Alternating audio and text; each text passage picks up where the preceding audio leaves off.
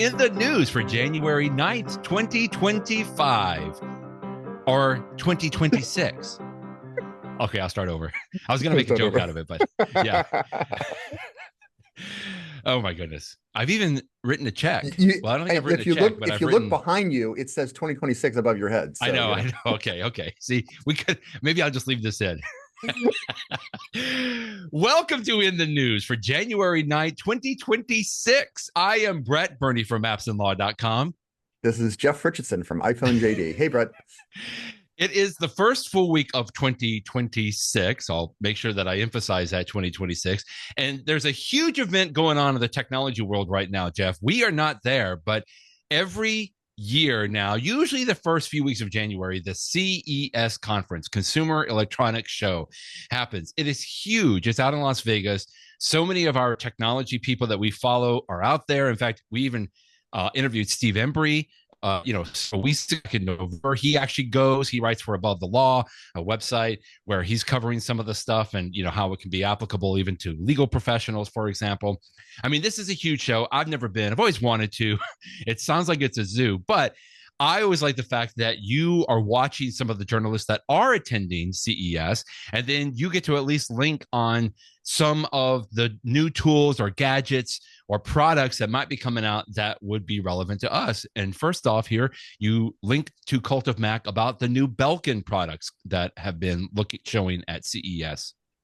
Yeah, CES is an interesting conference. As you say, the people that go tend to almost complain that it's just too big. There's just so much there, which is why I'm sure it's interesting to see some of the stuff, firsthand. A lot of the stuff that's debuted at CES never sees the light of day. It's more proof of concept stuff. It's companies that are trying to, a lot of companies from the Asian markets that are just trying to get out there and see if they can catch the interest of somebody to be a distributor for something, or maybe even just to work with them on something that's still in development. So it is infamous for things to be announced at CES that never see the light of day. So you always have to consider that. Having said that, some of the more established vendors, we start with Belkin, they're more likely to preview something that they're going to be coming out with in the year. And there's a little bit more trustworthy. I will tell you, even for the stuff that doesn't have a product or doesn't have the light of day, they're still interesting. I mean, even before we talk about this Belkin stuff, I didn't link to this morning on my post, but Samsung, which of course does many different things, but one of the things they do is make displays.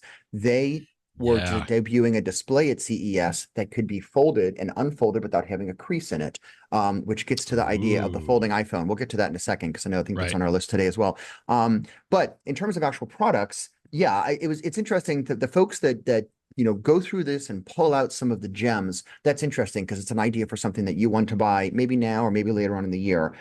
So for the Belkin one, Belkin is a company that has made products that work with Apple products for a very long time. So they have an excellent, reputation. In fact, sometimes Apple even works very close with Belkin. A perfect example is before Apple came up with their brand new strap for the Apple Vision Pro, which really I like a lot, and we've talked about in this podcast, that Belkin made a strap that everybody just said it really looked like folks at Apple wanted the strap to be on the market. So they worked with Belkin, and Apple does it with Logitech and other companies too. They will work with the company so that, the third party comes out with the product, but the engineers at Apple really help them with it. So back to this one. So this quote from Belkin, as you would expect, a company like Belkin has a lot of new chargers, a lot of Qi chargers, these power banks and stuff like that. The one thing that caught my eye here that I mentioned today was an HDMI wireless adapter. And so here's the thing. If you've ever given a presentation before or done one in court or, anywhere else, that you have to have that HDMI cord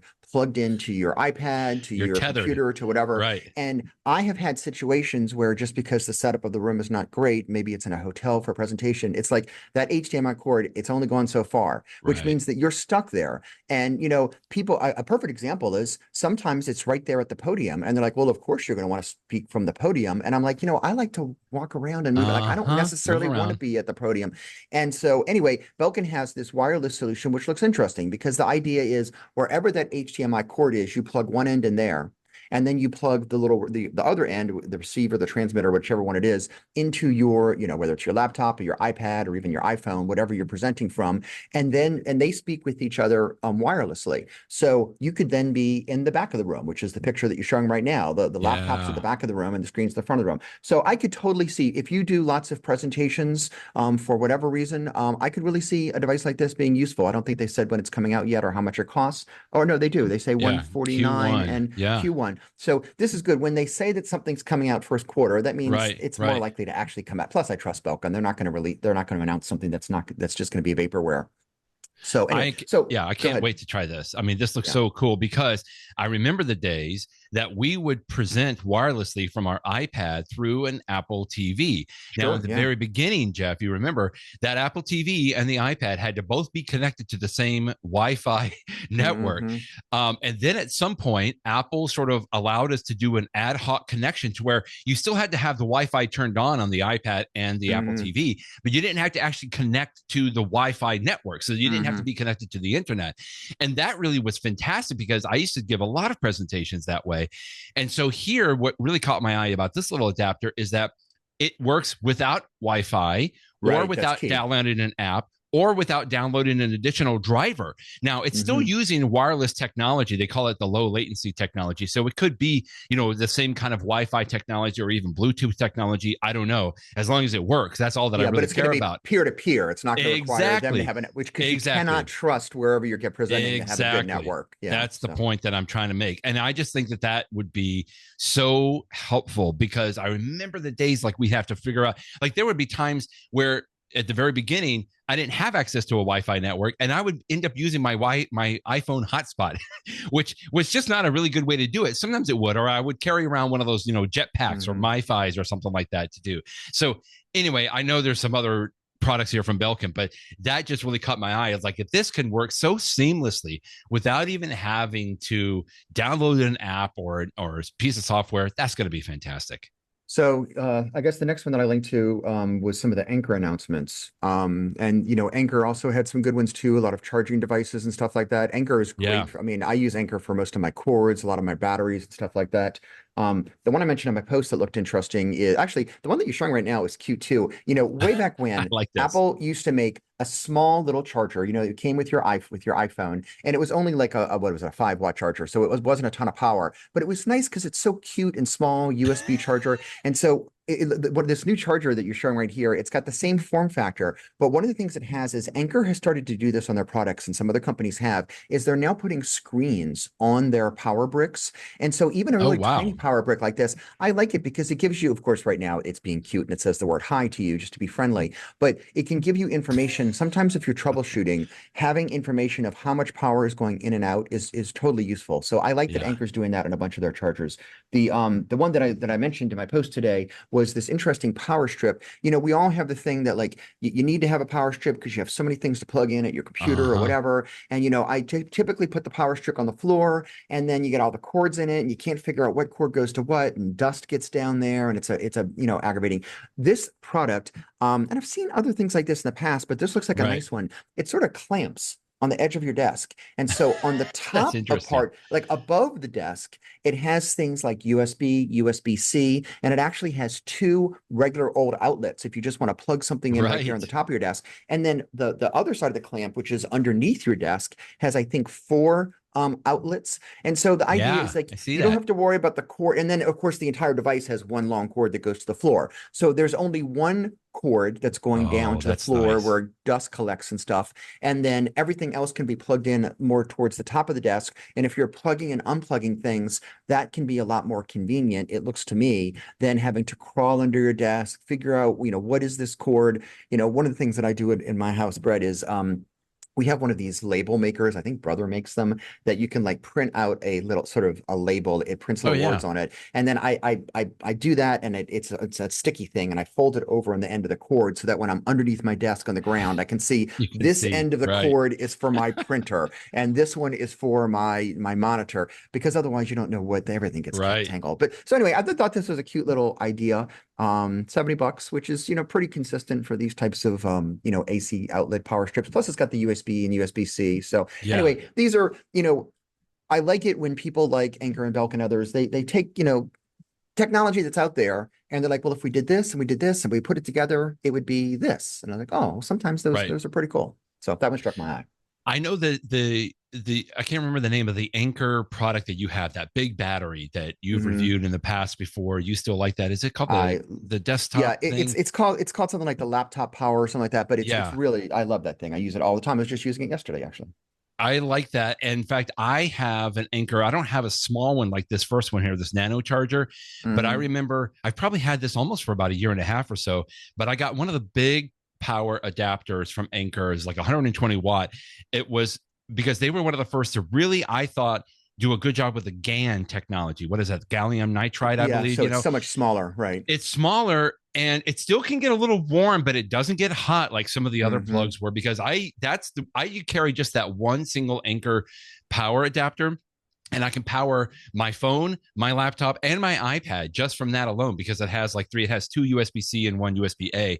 But I'll do that, and I can even charge, swap it off and charge my AirPods, for example. But yeah, I'm just excited. Like Anker to me is just one of the leaders in providing not just the battery technology, because Belkin too, I feel like both of these Hmm. companies are on that forefront, but also just power solutions, right? Just even this power strip, like you said, it looks like it's adjustable too, so it can fit on various different, table thicknesses, which is cool. But I like that as well. Yeah. And The then, Anker one that yeah, you're referring to, by the way, is the Anker laptop power bank. And I'll just say it's so nice okay, because it's yeah, portable. It's got the cords built into it. The cord folds into like a handle. Yesterday I had to be out of my office for a few hours, but I was still getting some work done on my iPad. And I mean, I was working pretty intensely, so I was really using power. And I'm like, well, I just want to make sure I was in a situation where I knew I wasn't going to have easy access to an outlet, but it didn't matter because I had my little Anker laptop power bank with me, and I just plugged into really my nice. iPad. I had all the power I needed. It's a really useful device for being out and about. It's also just useful if you're at your house and you just want to sit at a table and you don't have, you don't want to be running You don't want cords the that cord, right? someone's going to trip over and stuff. So anyway. You mentioned the Qi wireless technology, 12 Hmm. South, a company, a very small company that we have always just enjoyed so much. Great I like products. this little Valet is the product that they have, where you can throw down your car keys, maybe your glasses, but then they have a little Qi charger on the side, it looks like here too. Very cute. Yeah, 12 South is one that I sort of first got to know them years ago because they came out with a product called AirFly, which is sort of the definitive one Yeah. that if you're on an airplane and you want to like watch what's on the screen of the thing in front of you, but you want to use your Bluetooth headphones, you plug this tiny little AirFly device into the place that you plug in headphones, and then you Yeah. create this wireless. This is similar to what we talked about before. You're creating this little wireless network so that you can hook up Bluetooth to it. So there you go. And they have Yeah. come out with so many different versions of the AirFly over the year. But Nice. 12 South, they come out with just a couple interesting. They don't make a lot of stuff. But Right. the Right. stuff They're that they do small. make, it tends to be very well thought out of. They're good design folks. And so this one, I mean, they recognize the fact that a lot of people, you come into your house, whether it's like an entry table or maybe it's in your bedroom, you just want to, put your keys down, put your phone down, put your stuff down. So it's nice to have like a little tray just so everything's nice and neat. And then they say, why not put in that tray a little Qi charging so that you could stick your phone on it and your phone is recharging while it's on it. And I think that that makes Yeah. a lot of sense. Absolutely. I don't currently use a case for my iPhone, but every once in a while I have bought one over the years. And a few years ago, I bought one of Apple's, what is it? What is that mesh? The one that they had that people didn't really Oh, it like was like the linen. yeah, whatever it was, but it was What the do they Apple call version of the that? case Yeah. when they got rid of the leather ones. And so I had a case for like it was maybe my 2 year ago iPhone. My point is just that it's like a little case, and I know this makes no sense, but it just sits on my nightstand because it's a little case. And like if I want to take my glasses off and fold them up and put them somewhere, I just put them in that case. It basically is working like a little tray like this because it's got little curved up edges on it and stuff like that. And so Yeah. it makes no sense. I should use something that's more purpose filled, but I just understand that having a little tray with some edges on it, and that's where you put the glasses, that's where you put your wallet, that's where you put your keys, whatever, totally makes sense. So why not have one of those that can also charge at the same time? I think for some people in some setups, like they're going to be, hey, this is the device I'd been waiting for, and I didn't even know that I wanted it. So that's a perfect 12 South device. It's like this is clever if you need this. If you're going to be on the airplane and you want to use Bluetooth, if you want a little tray, now you've got the Yeah. Valet. So very cool. I feel like I'm getting a little spoiled with as many Qi chargers that I have around the house for exactly what you're saying, Jeff. Like if I'm going to set my iPhone down anyway, but if I'm going to set it down, I might as well make sure that it's getting charged while I'm Might doing as it. well. Why And not? like that's what I like, that Anker cube that you and I have, the 3-in-1. I've got a Qi charger downstairs. Like I want it to be in hotels now. Like I don't want to have to plug in with a cord. I just want to set the iPhone down and just know that it's getting at least a trickle charge of some kind, while it's sitting there. So anyway, that's pretty cute. Fine woven. That was Fine the woven. name That's what I have. that Apple came up the fine woven case. when, Yes. when they discontinued the leather. They came out with the fine woven case. So fine that I don't know if they even make them anymore. I think people were just people were not happy with that.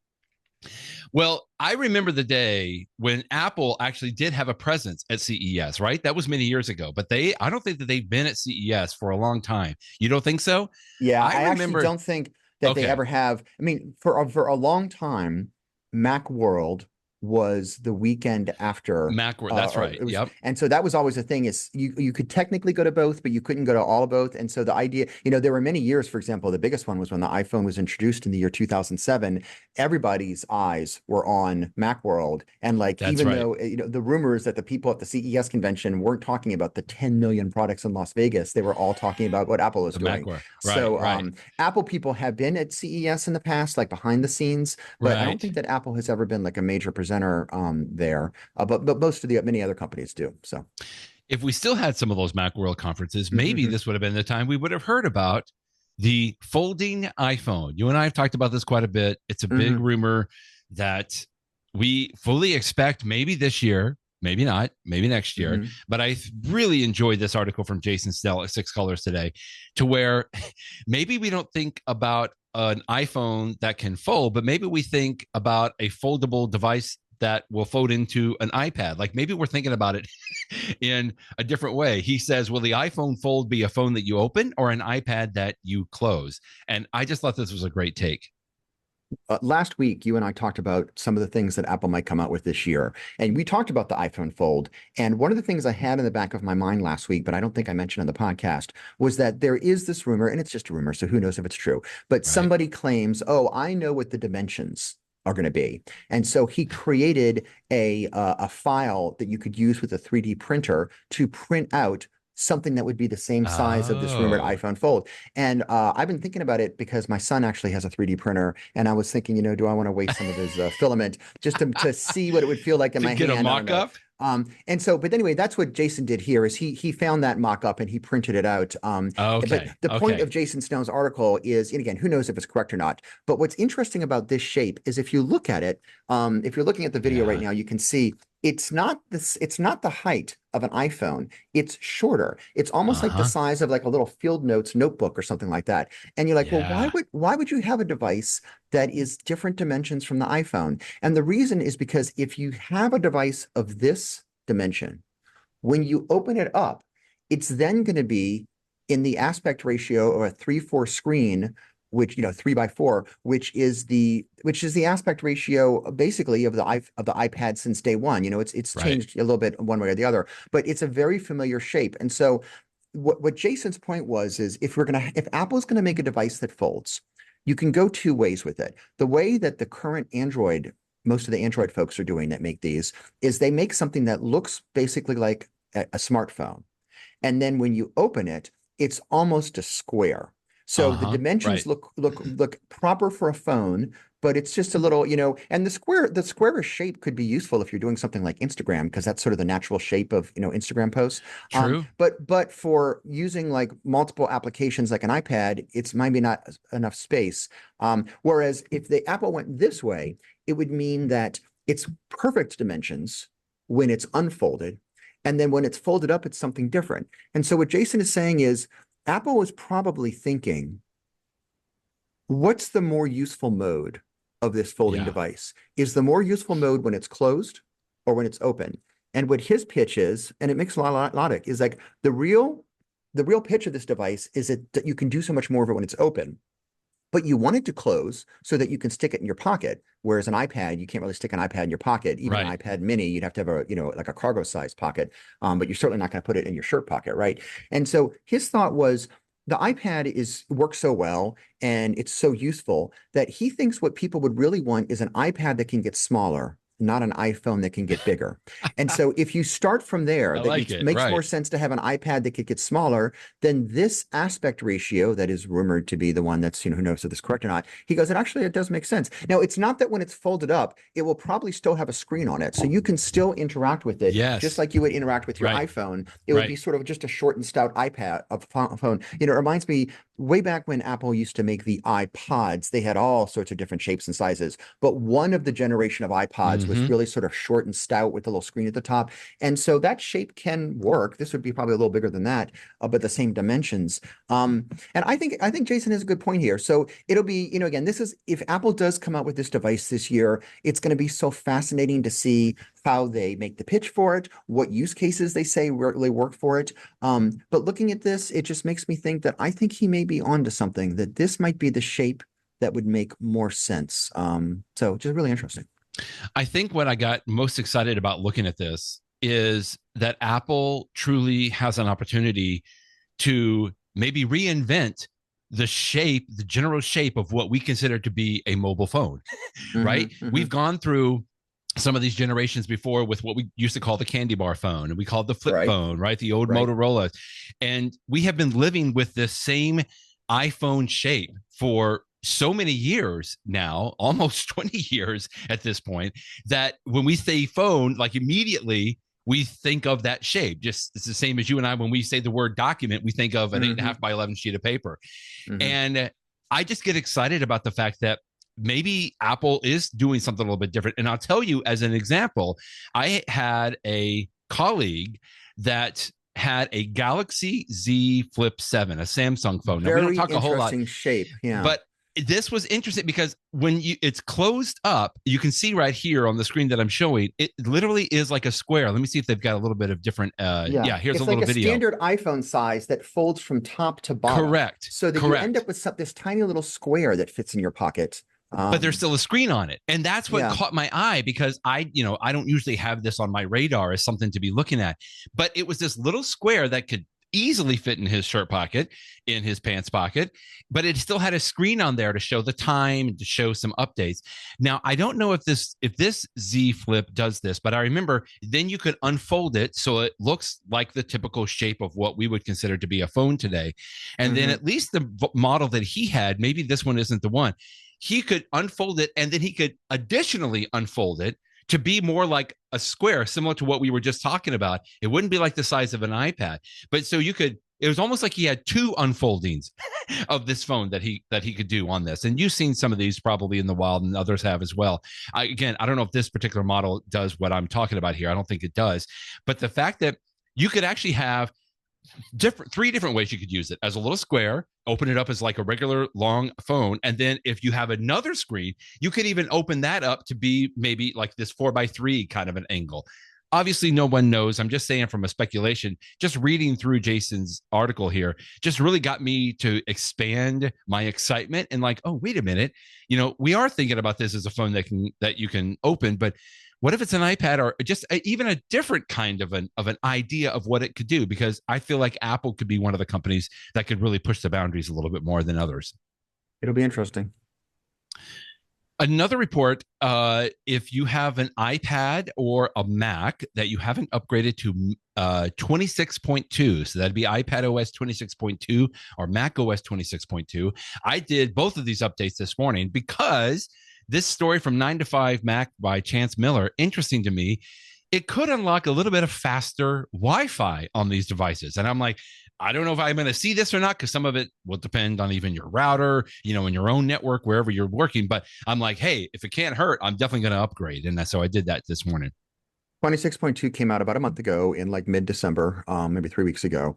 And so, if you haven't updated yet, you might as well go ahead and do it. It's got security updates and everything else. But it's always interesting when a software update basically gives you a new hardware feature. You're like, oh, well, that's interesting. And so that's what it is here. Now, again, you have to take advantage of Wi-Fi 6E, you have to have a router that supports Wi-Fi 6E. That's right. That's right. So it would be one of the newest routers. So you may not have this in your home. You may or may not have it in your business. But the the bottom line is at some point you're going to start to come into them, and then over time they'll become more and more prevalent. So it makes perfect sense that Apple would want to update its technology. And so I'll be curious at this speed where you're going from, it says what you go from 80 megahertz to 160 megahertz is the background. I don't know how that all translates out, and it might be that where you're going to really, this may the post says that it's going to help for uploads and downloads to the internet, and that might be true. This might be most useful if you have two devices that are on the same wireless network and you're doing just a peer-to-peer transfer of files. But again, that's something that people do all the time. You're sending a file from a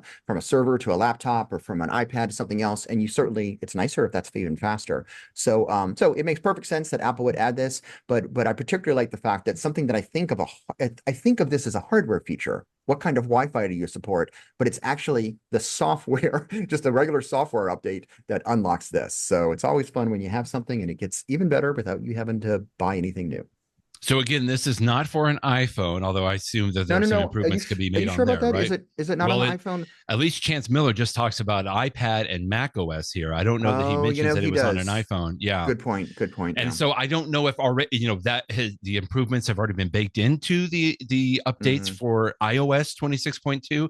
But again, just on because the iPhone, I've got almost to the point, Jeff, where I just let it do an automatic update, right? I don't even really think about it that much.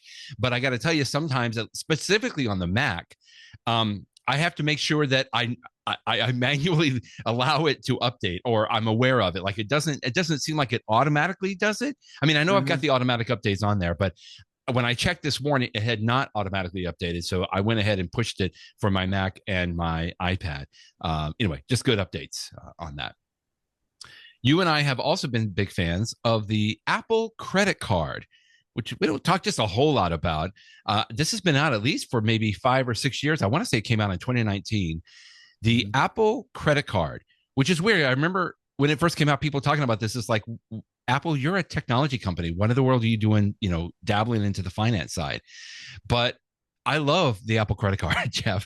The things that grabbed me initially was just the tools that the card has to make sure that you're paying your balances on time.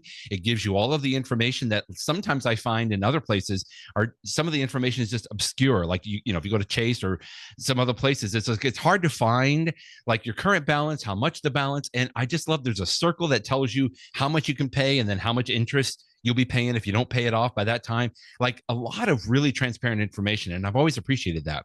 But then bonus, anytime that I buy something from Apple, I'm using the Apple credit card because across the board, it gives you like a 3% back. I remember initially that was just that it would go into your Apple, cash account, but now you can even put it into a savings account. I think you did that, or at least you were talking about that at one time, which is really cool. Well, this launched in 2019, I think, with Goldman Sachs. That was the bank that Apple partnered with. And we've seen some stories over the last couple of years or so that Goldman Sachs is not too happy about it. Apparently, they're losing money, maybe because there's too much transparent information on the card, that they don't like that people are paying all of their balances on time every month, that kind of a thing. So this we expected, but it has been confirmed now. Apple is going to partner with Chase. So JP Morgan Chase, everybody knows them. They have a lot of other different credit cards on here as well. The contract apparently has been signed, but it's going to take probably another 2 years before we actually see the transition here. Yeah. Goldman Sachs is obviously a huge financial institution, but they were not in the consumer credit card business until Apple decided to partner with them, or they're the ones that accepted the offer. And, apparently they thought, oh, this might be the next big thing for us. And for whatever reason, they decided it wasn't for them. Chase, as you said, Brett, they definitely know this space. They very much know the consumer credit card space. They are old pros. And so I'm sure they were easy, it was very easy for them to evaluate whether this made sense for them. And they decided to go for it. As you said, I love my Apple credit card. I'm an Amex person because we fly Delta a lot, so I have a Delta Amex card. So if I can use American Express, I do, but many places you can't, or it's more expensive to do so. And so my secondary default credit card is this Apple card, which uses the MasterCard network, so it's available just about everywhere. And then even if I could use Amex, as you said, if I have an opportunity to purchase from a vendor where I get 3% back, And those vendors include, of course, Apple. So every Apple product I purchase, I put in the Apple credit card, and some other places too. Like, if I get gas at Exxon or go to Walgreens, or there's some other places that you can get 3%. I always take advantage of it. And that 3% adds up over time. Just last fall, when I bought my current iPhone, the iPhone 17 Pro, because of the 3% that I had earned over, I don't even know what period of time it was. And again, mine no longer goes into the Apple Cash. It goes to the Apple Savings portion of the Apple Card, which means you get a little bit of, I mean, it's not much interest, but you might as well get some interest. I pulled out, I just looked at it on my phone. I pulled out last October, $650 that went towards my new iPhone. And so between the trade-in that I got from giving my last year's iPhone, plus the money from that, I think it pretty much paid for my brand new iPhone, which is nice, That's so great. nothing like a free iPhone. And so that was great. And even though I wiped it out pretty much last year to do it, as I look at my personal one, I currently have $176 in there. So I mean, won't be long before you're on your way. On my way to get another Apple product that I can get for free, which is what I tend to. I mean, for me personally, I tend to save them for Apple products because it's just more fun. But even aside from the 3%, as you said, the Apple Card is it's a nicely designed credit card. You can pay it on the first. I think you can pick when you pay it, but I pay it in the first of the month, which just makes sense. It's the beginning. It's very easy. The wallet app integration is great. Like it works. It works really well. My only criticism of it is that I don't believe that they have. I use Quicken for my just personal finance, just to keep track of my checking accounts and stuff like that. And I don't believe that they have an integration into Quicken. It's, for my Amex stuff, I can automatically have it come into Quicken. For this thing, I think I actually manually put it in there. And again, I don't use it a ton. I probably only, do 15, 20 transactions a month. And so it's not a huge deal for me to just put them in manually in Quicken because it's so easy just to see them all in the wallet app and put them in. Sure. But other than that, I really like the credit card. Yeah. There is no direct integration, but I will say this. I do know that you can go into the app and everything has to be done on the phone, really, which some people don't like, right? There's not really a good web interface. I don't know if there's even a web interface at all. You have to do everything on the phone, but you have to dig for this. But I do have found that there was not a direct integration, but you can download like your monthly statement as a PDF? QBF or whatever. Actually, you can do it that format too. I didn't realize that. Yeah, you can download. So then you can import that, of course, if you wanted to do that. Or just a CSV is what people do as well. The big headline here is that A, the Apple Card's great. And B, it ain't going to change because even though behind the scenes it's going to go from Chase to Goldman Sachs, the page on Apple's website that I linked to and that's discussed here, everything that to the consumer really matters, it looks like it's not going to change. Now, I'm not saying that there's not going to be some little thing around the edges that might be a little different when it's Chase instead of Goldman Sachs. But, there's not going to be a fee associated with it. You're going to still get the 3% back. You're going to still have savings account. Things are going to move over. Even this one surprised me. They said that I don't use my physical Apple Card very much, although it is a very nice card with that thick titanium.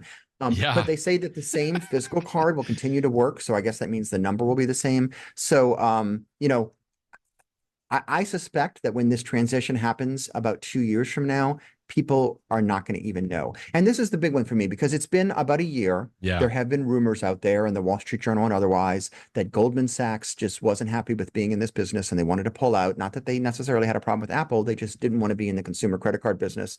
And I was like, gosh, if they pull out, am I going to lose my Apple Card? And the good news is no. Chase is going to take it over. Everything's going to basically be the same. And so that's great news. Can I also say I attribute this card as really, at least for me personally, and I really think on a bigger scale, it opened up the idea of paying electronically with the phone. Like this was when I got it, like I don't think I've ever used a physical card, which again, as you say, it's a beautiful card. It came in this nice little envelope and stuff. It's titanium, it's like one of the big metal. I mean, you can cut people. I remember we had a video where somebody was cutting a cucumber with it, right? I think, or something like that. But I never used a physical card. This was one of the first cards that I really started using the Apple Wallet for. And now I probably have 12 cards in my Apple Wallet at least, Jeff, along with other things, my frequent flyer numbers and everything like that too. But at least for me, this is the card that opened up that idea of Apple Wallet to the point now where 5 years later, I'm annoyed if I can't use my Apple Wallet to pay for something, if I'm at a store. I mean, I remember, Home Depot was a long holdout for Apple Pay, right? And I couldn't use it. And I tried to tap it, and the cashier always would be like, sorry, we don't have tap to pay. And I'm like, are you kidding me? How can you not have Apple Pay? Like, I would get unceremoniously angry about that. But it's like, now I expect it. And to me, at least, the Apple credit card, this was the one that really, it showed me what it can do. And, anyway, and by the way, there's no annual fee for it either, right? No transaction fees. I mean, Apple really did something big, and I'm sure they had to have several talks behind doors with Chase to keep a lot of those, benefits and features that we like so much. But anyway, it'll be interesting to keep watching that on there too. Talking about Apple from maybe the business standpoint, we have talked several times about the future of Apple in regards to its leader, the CEO. Tim Cook has taken over now for quite a number of years, continues to do an amazing job, but it's like it can't last forever. And so who is in the running to take over? We've said several names, but to me, I still like the idea of John Ternus, who has been there for a very long time. And I liked this New York Times little profile of John Ternus. It wasn't very long. I kind of wanted it to be a little bit longer, but I like the fact that I just could pick out some really interesting little tidbits of like, yeah, I think that could be the person. That could be the person that could lead Apple in the next couple of decades. The thing that was fun about this story is, again, we all know the rumor that John Ternus will be the next CEO whenever Tim Cook wants to step down, which could be this year. But the reporters of it, Trip Mickle and Kaylee Hung, they did a good job finding some stories that I had not seen reported yet. And I will say Trip Mickle, he does a lot of the Apple stories for the New York Times, and I don't always agree with his viewpoint, but he does have good sources. My problem with some of his reporting is sometimes those sources only tell part of the story, and that's how he reports it. I mean, I guess that's inherent in any reporting, but he does have some good stories about Apple too. And I think this is definitely one of the good ones because they found some stories that I had never heard before. And again, who knows how, relevant that they are, but he has the example of there was a time when John Ternus was coming of age, as it were, in the hardware division of Apple, and he moved from just being one of the workers up to being a supervisor, and had an option to sort of move into like the corner office type thing. And he's like, no, I'd actually prefer to sort of be out here with everybody else. I caught that story too. And it's consistent with the personality of John Ternus. Seems to be, I've never met the man myself, of course, but it seems like he's well liked. He wants to be part of the team, work with people, and he's incredibly well respected. And I think that that's so important because if you're going to have a transition, I mean, Apple in the 90s had a tumultuous set of leaders, but since Steve Jobs came back, people respected Steve Jobs. Hate him or love him, you definitely respected him. People respect Tim Cook's because you can't, how can you not? That the company has grown so much under his leadership. And so I get the sense that if John Ternus takes over, the people at Apple will respect him because of his tenure with the company, because of the way he works with them and stuff like that. Really nice. I'll mention one other tiny thing. And we have this as a story coming up. I totally love my Apple Vision Pro. I even though it's not, not a big product, but I love the future of that product. And I learned for the first time in this article that back in the 90s, before he worked at Apple, he worked at like a startup or something. I don't think they named the company that was involved with virtual reality headsets. I'm like, okay, so this guy's been thinking about virtual reality since the 90s. And so he will have a vision for that. Everybody, when they come into, being the leader of a company, you're going to always have a particular bent that you bring into it, right? Steve Jobs had his personality of, simplicity, and he could really understand what made people tick. Tim Cook, his background was being the CEO of making sure that, things were efficient, you weren't losing money on things and logistics. And of course, Apple is an incredibly well-run company in many ways from a financial standpoint as a result. John Ternus will come from the hardware side. And so you would assume that he would be, hopefully as he'll, understand the software stuff as well, because everyone does at Apple. But, one of the things that Apple is how many times have you and I said, Brett, that the hardware of the X, the iPad, the iPhone, whatever, is fantastic. And it's the software that's catching up. I love my iPad Pro so much, but it was not until just a few months ago in iPad OS 26 that with the multitasking, I felt like the software started to catch up with what an amazing hardware device it is. And so the hardware is some of the best parts of Apple, and this is what he comes from. So it gives me confidence that Apple will continue on that course of great hardware, and then hopefully also have the software that can live up to the promise. So anyway, some new behind the scenes stories here. If you have an interest in this, the link that I have in my post today is one of those New York Times gift articles. So even if you don't subscribe, you can read it. I think it's easy. It's a good read. It's got some good stuff in it. Ternus is the youngest of the top executives at Apple right now. He is 50 right now, which but that's how old Tim Cook was. Exactly. That's what the story says. And Tim Cook is 65 now. Is that right? Or is he more than that? Right around there. Yeah. Yeah. But it says exactly what you just said. Ternus is 50 right now, the same age that Cook was when he took over for Steve Jobs in 2011. I don't know that means much of anything with the age, but I mean, there are other executives and other names. We've talked about this in the past that are in the running potentially, from the outside looking in that could run the company, but they're all a little bit older. So then it's like, okay, well, we can maybe get one of these older executives, but then in 10 years or 15 years, we're looking for somebody else at the time. And then lastly, I'll just say, pick one, Brad, real quick on that. Craig Federighi, who I've always been impressed with. I love Craig at presentations. The rumors have been that, for the last 10 years, if Tim Cook was ever hit by a bus and they had to put somebody in there immediately, it would probably be Craig Federighi. Probably. But like you say, because they're so close in age, that if Tim Cook retires this year or next year, it may not make sense for Craig to be the one to take over, somebody that's a little bit younger and because I think there's a value to having somebody good, which is the most important, but I think there's a value in having someone there for an extended period of time, right? So, and John Ternus could be that person. I just put so much, I'm such a visual guy. And when I see Ternus do an interview or when he's on one of those Apple videos, I just have a sense from him, like there's the confidence there. I feel like I can relate to what he's saying a little bit better. I mean, nothing against anybody else. I mean, I love watching Craig Federighi, but he's just over the top a lot of times with Air Force One. But Ternus to me, I don't know, he just embodies so much of where I kind of want to see Apple. That's just me personally, but it'll be interesting to see how that goes. You mentioned the Vision Pro, and maybe Ternus will be the one to continue to push that forward. And I like this little story from Computer World that Johnny Evans, who I think he was the Macalope. He has a Appleholic. Appleholic at Computer World. I've been reading him for a long time. Anyway, he's talking about the Vision Pro, the lull before the spatial storm. And he talks about it from a commercial side, but then you also put in your post today how from the consumer side, specifically with basketball, NBA, the Vision Pro continues to be out there, even though there may or may not be a lot of people that have it, but it continues to make headlines.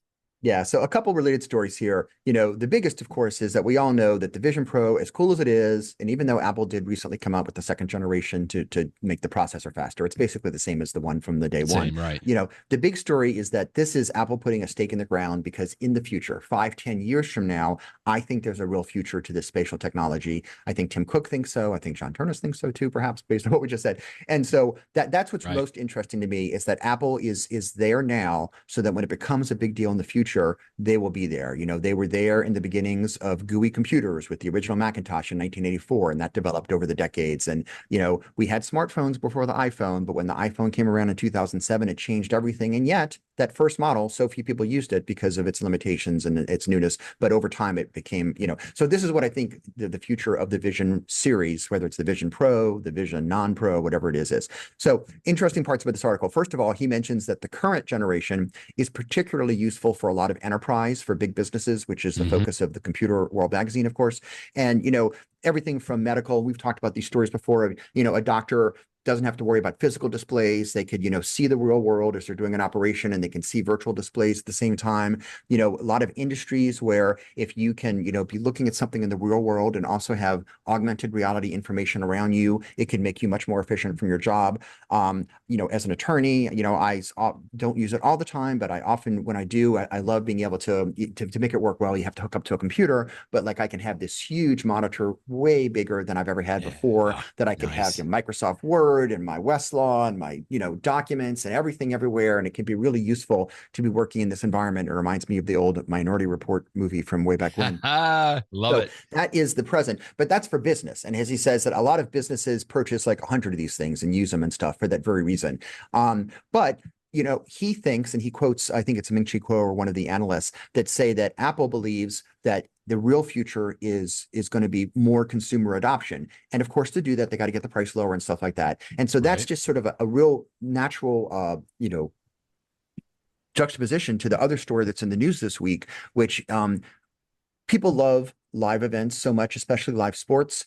People pay big bucks to get a great, seat right next to the basketball court to watch their favorite team. I don't know how much you pay for those, $1,000 or something like that. And the promise of something like the Vision Pro is when you are in the immersive mode, you feel like you are there. You really do feel like you are there. It's so wonderful. And so what they've done for the Lakers is they've got a number of games, and the first one is tonight, that they have set up. I believe it's 6 or 7 cameras, and it's going to be like a sideline camera, one that's right behind the hoops, and on both sides, of course, and some other good ones. And they're going to have a dedicated I don't know, engineer, whatever you call these people that switch between the different cameras, so that they're going to put together a live presentation that you will feel like you are not even just in the best seats of the game, better than the best seats, because the best seat for the game when they're on one side of the court is not the same as the best seat when the players are on the other side of the court, but because they can switch the camera angles, you're going to be there. So we'll see. But my sense is that this could be really, really good. And I'm not a huge basketball fan, although I love watching my daughter play and her team, but I'm not a big NBA player, but I'm definitely interested in watching this. Now, I can't watch it live tonight because Spectrum owns the rights to the Lakers games, and so you have to be within the Spectrum market, which is Los Angeles, and the Los Angeles and Hawaii and areas of Las Vegas and stuff. But the good news is that this weekend they're going to have a replay of it. I don't know if they haven't. I don't think I've seen an announcement whether it's free or not. You have to have the NBA app. You have to have a free ID on it, so you need to sign up for it, which is free. My sense is you won't have to pay for it, but even if you do have to pay for it, I want to pay for it to check it out, because I do think that this could be the future. I love watching Saints football, as bad as the team may be right now. Or you pick your sports. If there's some. Don't get me wrong. There's something to being there in the stadium where you're with all the fans. I mean, we all know that that's a unique experience. But if you can't do that, the next best thing could be something like this. And especially if the future, we've talked about how with the Vision Pro, it has technology that you can have you and a friend can watch a movie at the same time, and you can turn and see each other, and you can turn and see the movie. This version is just for one person, but I could see a future version where, you could get together with friends and your virtual devices, and you feel like you've got the best seats in the house. So I feel like this is the start of something big. I really do think. And basketball is a perfect first sport to do it, because the court's a little bit more of an intimate size as opposed to something really big like a soccer or football field. But you got to start somewhere. And as I noted in my post today, it's not just sports. If you could I have watched in the past Broadway performances that have been videotaped or filmed, whatever. A perfect example was during the pandemic when Disney Plus had Hamilton that so many of us watched. And, if you have a really big TV, watching the original cast of Hamilton do the Broadway production was pretty cool. Not as good as being there in the theater. But if I had the choice to watch that in like a spatial view where I'm like in the front row and I could look around, that would be even better. And I could see a future of that, or other live concerts and stuff like that. We already have that now. There are certain apps on the Vision Pro that have live concerts that have been recorded that are fantastic. Apple released one the other day. I think you saw it maybe the last time that you and I were together in person. Didn't you look at the Metallica one? I did. So where like it's the best seat. And that's a good example, because the Metallica one had different cameras in different locations, much like this basketball game will. And so that's why it's almost better than the best seats in the house, because you can go to where, whatever angle is best. If you want to be sitting right next to the drummer, you're doing that. If you want to be sitting in front of the lead singer. And so I think there's a future here. I love that Apple's a part of it. And I just think that if they continue to do this stuff, in a couple of years, when more people have the devices and Apple has figured all this technology out, it's going to be really, really exciting. I also think that there's a future for this in many other things too. There's a future in law, I think. In fact, I'll be doing presentations on that soon. We'll be talking about that coming up. But yeah, this is just something exciting. So so here we go. This weekend, very excited to be at the start. I'm excited to hear you watching the game. Like, that would be fun to see your impressions of it, and you'll get a courtside seat without having a sweaty basketball player trip over you or get beer spilled on you or something. That's great. last week we teased an announcement from Apple about their Fitness Plus service. I remember all of the trainers had like newspapers out. It was kind of weird looking to me, but we now know what they were teasing, and it's not that great, I got to say, but it's the season, right? What is it? The second Friday of the new year is when, the quitting day or something like that. Did they mention that here in the press release? But their theme, Apple's theme, has been quit quitting. You don't need to quit. Like the Fitness Plus app can help you go, which I have to say, I agree with that. Like that's what motivates me, is like, I don't want to think about it. If I know that I can just pull up one of the fitness trainers that I know and respect and admire, like they're going to get me through it and they're going to talk me through it. And, I end up doing a 20-minute workout and it's great. Not a whole lot in this press release, I don't think, but I'm glad to see they're continuing to improve it. Two things that they're trying to do differently, which I think makes sense, or they're related, is the Fitness Plus program is great. The individual programs are really good. The trainers that they have are dynamic, and I really enjoy them. They're charismatic, and they do a good job in getting you, pushing yourself harder than you would have. Absolutely. But each of them is sort of individual. You pick one for the treadmill or for running or for weightlifting or for yoga, and you watch that program. That. So one thing that they haven't had in the past is sort of a programs that everyone is standalone. They've never had like a program that goes over time. And this is something that they're doing now. And so they've got a fitness comeback program that's going to take a couple different programs like strength and HIIT training and stuff like that. And they're going to put it together. The idea being that like you would do this 10-minute one directly followed by another 10-minute one as part of an overall full body training. Okay. Or another thing they're doing is they have one called Build a Yoga Habit. And it's a 4-week program. And the idea is that just sort of like an intro, or if you've been doing yoga for a while, a refresher, just sort of like over a period of 4 weeks, get more into it. And I have to admit, I've never really done yoga. I've tried it time to time, but like this would be good for me because I could sort of have, the program doesn't assume I have prior knowledge. It can they're going to start you slow. And the one that I'm definitely going to do is they have one also for strength training that starts on Monday. So just a few days from now. And it's a 3 or 4 week, I forget how many weeks it is, but it's 3 times a week. I don't know that you have to do it on Monday, Wednesday, Friday. If you do the second one on Thursday instead of Wednesday, I think it's fine. But the idea is it's sort of a getting, as it's billed, and I hope that this is what it actually is, it's going to be my strength training program that I'm going to do with my, dumbbells and stuff. But I hope that there's going to also be like a little bit of teaching in there, like whether you're a true beginner or someone who's been doing it for a little bit like I have, but I would love for someone to remind me of the basics of, here's what this muscle group is, and here's why we're doing this, and here's the advantages of this. So that's what's new. Apple has not before had that in its Fitness Plus program. I know that competitors, programs have offered that type of feature where you have multiple sessions and you have 4, beginners. And again, perfect time, January, when people have started their great habits and then sometimes are quitting and moving off of it. This is a great way to get you in it. So I think it's an exciting announcement. Now, what you and I talked about a week ago is what we really want is for Apple to be integrating some sort of, whether it's artificial intelligence or something, to be, things that are more personalized for you. Right. Maybe we'll one day, there was a headline this week that ChatGPT is now offering something that can import your health data into ChatGPT Health and provide you some, we're not going to call it medical advice, but it's basically medical advice about your medical conditions. I do think that there is a future for that. I would love to use Apple as opposed to ChatGPT, who I may not trust as much with the privacy implications to do that. But hopefully that's still coming in the future. But so again, these announcements were not, I had hoped for something revolutionary. Yeah, it's not that. A little bit but more. What they did announce could be useful. I mean, I'll report next week on how useful the strength training one is. So I don't use the Strava app, but they announced that they have a challenge now in conjunction with Strava. I feel like that's another similar type of an app, I think. But anyway, you can log things into the Apple Watch, into the Apple Health as well. So that's nice, I guess. If you are a Strava user, that's another one that they announced as well. Last video that you put at the bottom of your post, I thought this was fun. A little long, probably. There is a YouTube personality, iShowSpeed. Probably many of you know him. I feel like he's been popping up in more and more of my feeds. But It's a cute video. To me, what I mostly enjoyed was like remembering back in the old 70s and 80s, like old kung fu movies, to where they were overdubbed and just the voices and everything.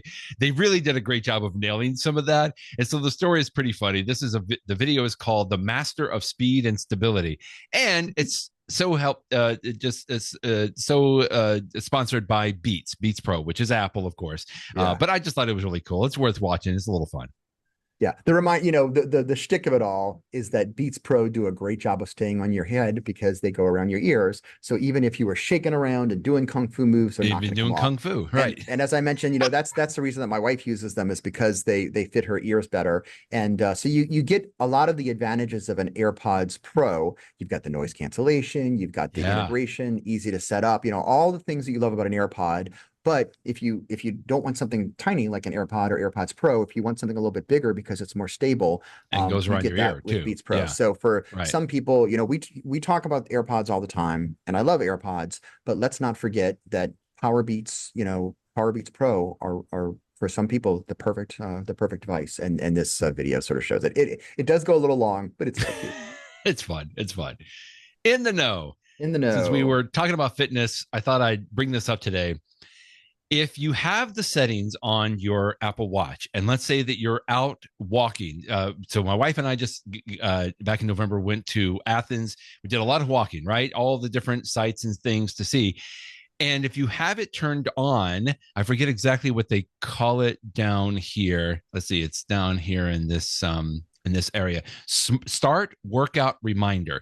So as you're walking, if you don't put a workout on your watch, it will detect after maybe about 10 or 15 minutes you walking around that it'll pop on the watch and say, hey, it looks like you're doing an outdoor walk. Do you want to record this? Which my wife and me personally, I always appreciate that.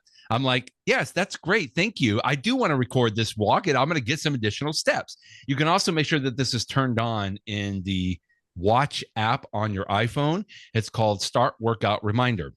So theoretically, if you're out walking, and I'm not really sure if it uses the gyroscope or, it's watching your GPS location, but it will determine that, hey, it looks like you're working out. You want to record this workout. And we love that because it's just like, yeah, that's exactly what I'm doing. And I do want to get those additional steps. However, I find that it doesn't always work. Like, I'll be walking, my wife and I'll be walking, my watch might detect it and say, do you want to record this workout? But then she's upset because her watch didn't ask the same question. It's like, we're both out walking. So here's just a quick other little tip that I wanted to add to that. If you have that turned on, that in and of itself is a good thing to make sure that it's on. I believe it's on by default, but you can go and check on that. But if it's not, and you're out walking, instead of like stopping, going into the workout app, you could always use Siri to just say, hey, start a outdoor walk, right? You could just use I usually put my watch up to my mouth and say, Sally, start a 30-minute outdoor walk or start an outdoor workout. And I've just tried to tell my wife, like, that might be an easier way than instead of having to remember to like tap through and like go and find the actual workout of an outdoor walk. You can just use Siri to be able to say, start this workout. So that was my tip today. Making sure you have that start workout reminder turned on, and theoretically it will alert you that it looks like that you're working out. You can say, no, I don't want to record this, but I usually say, yes, go ahead and record the walk, and then it'll determine when you stopped. And so it'll stop it, or it'll ask you even then additionally then today, are you done working out? And you can say yes. But if it doesn't have it on, or whether or not you have that turned on, you can just use Siri to tell your watch to start tracking your workout or walking around, for example. Okay. Thank you for this tip. I like it for the opposite of the reason you just said. Oh, which is I did not know that this setting existed, and I have just turned off start workout reminder. Oh, you don't like it? I don't, because what I find is oftentimes I'll be walking around downtown someplace, and I feel like invariably it's, I am 10 feet from my destination. That's and my watch says, now, do you want to start workout? I'm like, come on, I'm not going to work out. I'm just walking. Maybe I'm walking fast, and I'm basically there. I'm already there. So yeah. So, I have never found it useful. And I have sometimes found it, I always find it amusing, but I've never found it useful. So I have now turned it off. So that is awesome. But what I did see is just below that, there is in fact, what you're showing, because you're showing it on the iPhone. I'm looking at it on I my am, watch. It's and a little this is an different, older but article that I'm linking to it's an here, old so I may not article, have so the it looks a picture. little different. Yeah, the current picture, there's on my watch, there's a section called reminders in settings under workout. Settings, workout, reminders. And there's 3 options. The first one is start workout. I just turned that off. Thank you, Brett. I did not know that exists. But the other 2 are resume workout and end workout. And I will tell you, I actually like and these are all turned on by default. I liked the end workout one. And the reason I like it is many times I will be, a perfect example is I'll be on the treadmill and, I finished my workout. I'm sort of tired. I'm like, groggy, going back, changing. And then like 60 seconds later, my watch says, I think you're done with your workout. Are you ready to stop? I'm like, oh, yes, I'm totally done. I totally forgot. And so I love that it will sense, I think that this workout's over. Should I go ahead and turn this off? I'm like, yes. So that's totally useful. You like that one? Okay, good. I like that one. So I'm going to keep that one turned on. And I'm very glad you told me how to turn that one off. So thank you. That's a good tip for perhaps the opposite reason that you intended. Hey, it still works. My tip has to do with notifications on the lock screen. And before I get to the actual tips, and this is probably a reminder of what you already know, although my hope is that when people hear it, they'll like, oh, now I understand how it all works. And let me tell you where it comes from. I have a lot for years now. I've had some cameras in my house, like these Eufy cameras. You have the Eufy cameras now too. And I have it set up that I don't get tapped. But if I look at my notification screen, I will see, or if you have Ring cameras, the same thing, I will, maybe see somebody walking in the house or walking in the backyard. And it will, the way it comes by default is it's just that little banner that goes across. It'll say like person detected with like a tiny little picture in the side. The tip I was going to have today was going to be a reminder that if you just put your finger on, if you touch and hold on the notification for a second, it will pop up. And then for most of the apps, I now have a much bigger view of the camera angle, like I'm looking at one right now, that now I can see, oh, I see why there's motion detected in my front yard 36 minutes ago. That's just because somebody was walking past my house. It's nothing major. But that was going to be my tip, is just to hold down to make it pop up. The reason this has come up for me, I use it a lot, but recently, for Christmas time, me and my siblings and my siblings' spouses, we sort of got together, some of us in person, some of us virtually, and we did a like a dirty Santa exchange. You know what that is? Where everybody sort of puts in a present, and then you pick a present, and you don't know who's giving you the present, so it's sort of random, and and then you could steal presents from people and stuff like that. It's a fun way to do it. It makes it means that you just have to buy one gift, and you never know what you're going to get, and sometimes they're useful, and sometimes they're funny, and sometimes they're both. The one that I ended up getting was one of these bird feeders that has a camera built into it. Oh, okay. And so I set it up. I haven't actually completely set it up yet. It's just sitting on a table in my backyard. But it's really funny because I'll just be looking at my phone, and I'll see, look at that beautiful red cardinal that is, putting his face way up close and like eating his food.